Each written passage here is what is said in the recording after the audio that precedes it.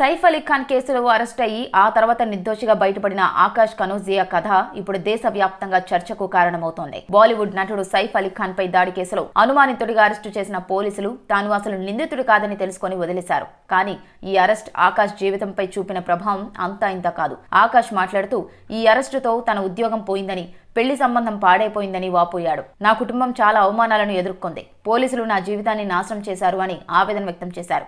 అసలు దర్యాప్తు జరపక ముందే కేవలం అనుమానంతోనే అరెస్టు చేయడం వల్ల ఆకాష్ జీవితం మీద మాత్రమే కాదు, న్యాయ వ్యవస్థ మీద కూడా ప్రజల నమ్మకాన్ని దెబ్బతీస్తుందేమో అనిపిస్తుంది. సైఫ్ అలీ ఖాన్ కేసులో అరెస్ట్ అయ్యి ఆ తర్వాత నిర్దోషిగా బయటపడిన ఆకాష్ కనోజియా కథ ఇప్పుడు దేశవ్యాప్తంగా చర్చకు కారణమవుతోంది. బాలీవుడ్ నటుడు సైఫ్ అలీ ఖాన్ పై దాడి కేసులో అనుమానితుడిగా అరెస్టు చేసిన పోలీసులు తాను అసలు నిందితుడు కాదని తెలుసుకొని వదిలేశారు. కానీ ఈ అరెస్ట్ ఆకాష్ జీవితంపై చూపిన ప్రభావం అంతా ఇంత కాదు. ఆకాష్ మాట్లాడుతూ ఈ అరెస్టుతో తన ఉద్యోగం పోయిందని, పెళ్లి సంబంధం పాడైపోయిందని వాపోయాడు. నా కుటుంబం చాలా అవమానాలను ఎదుర్కొంది. పోలీసులు నా జీవితాన్ని నాశనం చేశారు అని ఆవేదన వ్యక్తం చేశారు.